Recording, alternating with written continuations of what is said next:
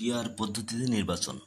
রাজধানীর সিডাপ মিলনায়তনে মঙ্গলবার বিকালে পেশাজীবী সমন্বয় পরিষদ ঢাকা মহানগরী উত্তর আয়োজিত জুলাই সনদের আইনগত ভিত্তি এবং পিআর পদ্ধতিতে নির্বাচন শীর্ষক আলোচনা সভায় প্রধান আলোচক বিচারপতি এ এম আব্দুর রহমান বলেছেন, আমাদের দেশের প্রচলিত নির্বাচন পদ্ধতিতে অবাধ, সুষ্ঠু ও গ্রহণযোগ্য নির্বাচন সম্ভব নয়।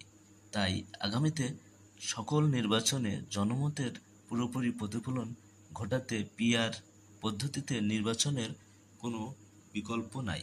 বিচারপতি আব্দুর রহমান আরও বলেন, অতীতের অভিজ্ঞতায় প্রমাণিত হয়েছে প্রচলিত পদ্ধতিতে নির্বাচন কোনোভাবেই গ্রহণযোগ্য ও নিরপেক্ষ করা সম্ভব নয়।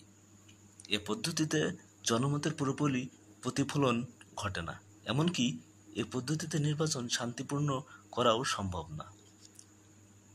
কারণ প্রার্থীরা নিজেদের বিজয় নিশ্চিত করার জন্য পেশী শক্তি ও অবৈধ শক্তির প্রভাব প্রদর্শনের সুযোগ পায়।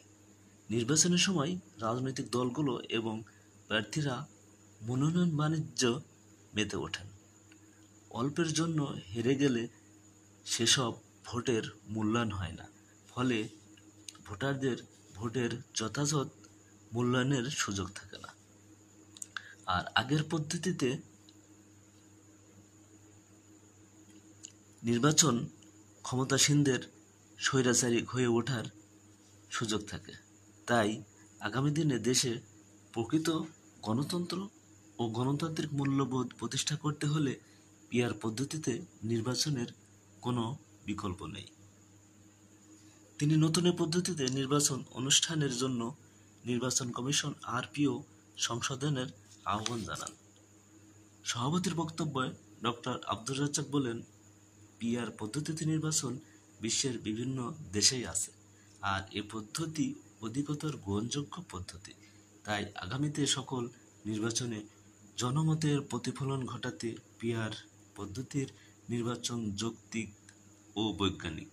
তাই এ পদ্ধতি নির্বাচনের সবচেয়ে বড় দাবি। চ্যানেলটি সাবস্ক্রাইব করে সঙ্গে